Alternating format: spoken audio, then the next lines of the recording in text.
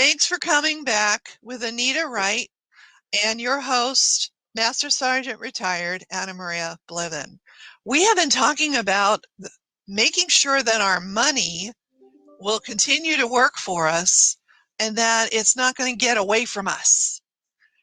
I was doing some research this morning, and do you know that money problems is among the top 5 reasons why people get divorced? Mm-hmm. And did you know that 3.7% of marriages in the military don't make it past their second year? Now, among those top 5 reasons has a lot to do with deployments. We Right. get that. That's stress. That's stress in so many different levels. We get that. But among the top 5 reasons is money and the incompatibility, which I read an article this morning about the incompatibility of making your money work.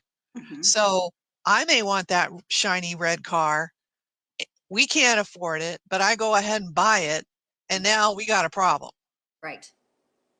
So, and there's relationship issues, but relationship problems also stem from money, Mm-hmm. right? Mm-hmm. So should we be afraid of our money? Not really. Not if you learn how to manage it. The same as you would manage anything else, right? Because Mm-hmm. if you don't manage your weapon, you're in trouble. If you don't manage your household with your relationship with your family, you're in trouble and they're in trouble. So we have been taught to be disciplined, right? We can definitely use that discipline where money is concerned. So before we took a break, I had a question posed to Anita. How do you rebuild it? Well, basically, there's the way I help people get through all that is there's baby steps. We call baby steps that you go through. And one of the first things you need to do is put some money away in savings for emergencies, because especially if you have debt. Okay, some of you may not, but a lot of you probably do. And if you have the debt, what this whole process is, again, is working on getting out of debt so that you can use your money to build wealth and be able to be in a place where you can retire with dignity and all of that and leave a legacy to your families.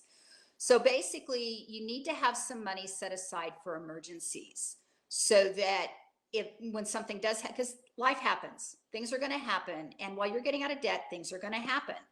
And so if you have the cash on hand, then you're not going to go into more debt in order to pay for that emergency or that thing that comes up. So you've got to have some money. And then again, going back to the budget, you have got to plan, you have got to put a budget in place every month, but be flexible. I know some of you may, you hear the term budget and it freaks you out, and that's understandable. But the budget actually is for you. It works for you, and you have to create it for yourself. But work with that budget. Be flexible though. You can make changes, additions, subtractions, whatever, to make it work. But just make the budget work every month. And the thing that I definitely want you to focus on. Some people get caught up on the credit, and they have to pay those bills. What you need to focus on more than anything is what we call the 4 walls. It's your housing, transportation, utilities, mortgage, rent, however you're doing that, and food and clothing. I don't remember what I said now. Anyway, but there's basically 4 areas. Focus on those. Take care of those first. Make sure those are covered. The creditors will wait. Don't worry about paying the creditors until you have that taken care of, because you need to take care of yourself first, and then you can start working on this other stuff. And then you would start working on getting rid of your debt. And there's a process for that as well that I teach people. It's the Debt Snowball. Some of you may have heard of it, going from smallest to largest, and and pay off all your debt. And once you have your debt paid off, then you would build up your emergency fund more, where you've got a pretty good chunk of money sitting there. And then you just start, then you can start doing those things that you really want to do. retirement, college planning, buying a house or paying off your mortgage, whatever that goes along with all that. So would you recommend that in writing down the expenses, right? Yes. Everything that you've been spending Yes. on one column, then make two columns. Under one column, it's you must have. Right. Just like Anita said, you've got to have some housing, you got to have utilities, you've got to have food, got to have clothing. That's the must have category. Then make yourself another, that column would like to have, Right. right? And somehow between the two columns, you're managing your money and your money's not getting away from you. And like she said, at some point, you might feel as though you got a raise. Yeah. Because now you know where your money is going. You are in control and you're not losing control. That's the big thing, right? Right. Losing control. That's when the house comes down Yep. or the house of cards come down. Mm-hmm. Yep. Yeah, you need to once you start using a budget and working on that every month, you are controlling your money. Your money is no longer controlling you. And so there's a big difference there because when your money is controlling you, you have no idea where it's going. No, and you find yourself going from paycheck to paycheck. Exactly. Exactly. And that's not a good sign. Right. So, you know how we have warning orders in the military? Here's your warning order, warriors and veterans. If you are living paycheck to paycheck, that's your warning. You don't need to be doing that. And the only way that really works, and I'm talking from experience as well as listening to our money coach, is you write all that you're spending down on a piece of paper, making your two columns, making sure that you've got your basic necessities, like Anita said, all covered. And then whatever's left over, you look over in the other column and you get real with yourself. And if it turns out that you are in a situation where you need to be earning a little bit more, let's come face to face with that. If you are in that entry level, well, then let's talk about what it would take to get you into the next level up where you are earning more. It's logic, it's discipline, It is. and it is a change of behavior. Mm-hmm. Mm-hmm. So, on an average 100 people to, I don't know, 50, would you say more like 60 or 70% of the time people do get it in that work with you? Yes. Yes. Most definitely. Then that's that hope sense, that sense of hope. Yes. Yes. Um, yes, most definitely. But they have to be committed. I mean, they have to be committed to the program too, but it works. The program definitely works. Well, when you go out to battle and you're not committed in your job, you get killed. Right. When you go to battle your finances, and I hate to put it that way, but that's basically what it is, making sure that you remain in control of it and it does not control you. That's a behavior battle. It is. It is. Yes. And, of course, one of the things that you have to decide is what do you want out of life? Where do you want to go? Because, you can keep doing the same things you're doing, but where's it going to get you? So you have to sit down and make some decisions, and decide, what do I want to do? Do I want to retire with dignity? Do I want to have so do I want to go have fun? Do I want to be able to go on vacations and not have it follow me home because I have to pay for it later? Or, do you want to leave money to your children? What goals do you have? And you need to sit down and figure that out. And that will also help in this whole process. Once you figure that out, then it'll be a whole lot easier to sit down and create that plan and stick to it. And you've been listening to Anita Wright, the money coach, and she is a counselor. She's an educator. She's somebody who coaches people through all stages of their money life, if you will. So, Anita, where do we get in touch with you? How Well, do we get in touch with you? there's a couple of ways you can email me at it's Anita Wright .fc as in financial coach at gmail.com.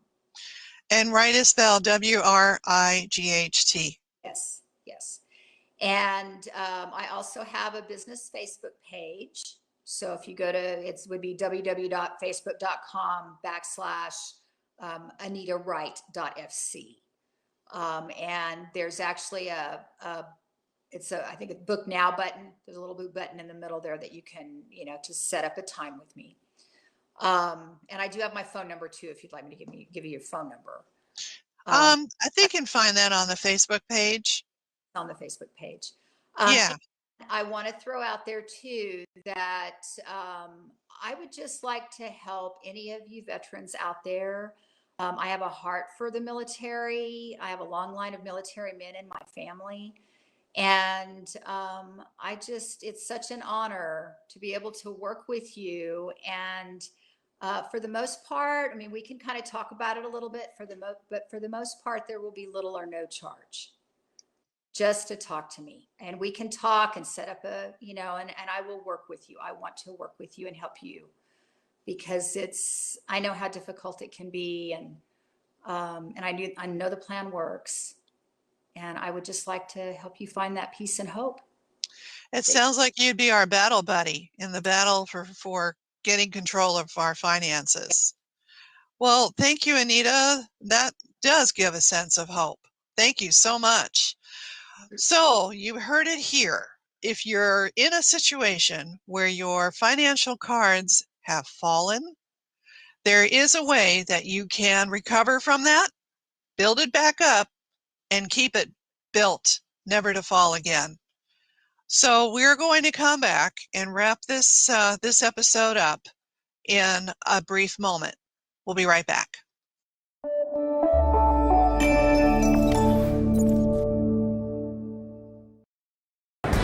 Hi, this is Dave Stevens for the Disability Channel. An inability to break out. I'm sitting by the door on the second floor, losing my 7-year war. It's not an illusion, so why the exclusion? Yeah, it doesn't matter. It's about you. So.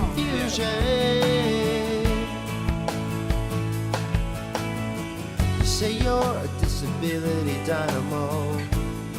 Joining me, and welcome to this beautiful Travelers Championship. I only want one accolade from you. So my story is unique, it's amazing, but it's not anything that you guys don't have inside of you. I'm not a hero, I'm not anybody special. I'm just this guy without legs that went out, and I just did it.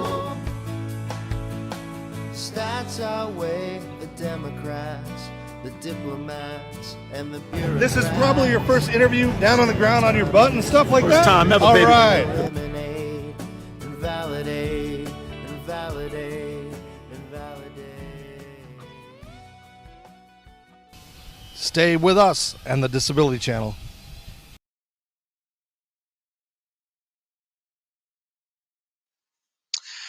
Welcome back. So we're going to wrap this episode by simply mentioning this, that money problems are big problems. We all know that. There's a lot of folks that lives may be at risk, let's just say. And it's all due to the fact that your cards have fallen of your finances. So I hope that in this episode, you're feeling a sense of hope, of knowing that, yeah, you're probably in that situation, but you can recover. I have been in that situation and I have recovered.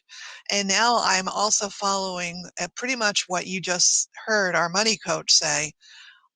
For the last 15 years, I keep track of my finances. I make sure that I know what's coming in and what's going out. And even with what's left over, I have to give. I can contribute and help others. So you can be in that situation too. All right, back to my story. In 2008, when I left the military, technically retired from it, but I just told you at the beginning of the show, don't say retire. I wasn't able to get a job that was comparable to E8. I did 42 interviews in the transition between leaving the military and going into the civilian work world. And in all of those 42 interviews, I never came to the top of their list. Maybe first runner-up, second runner-up, that sort of thing.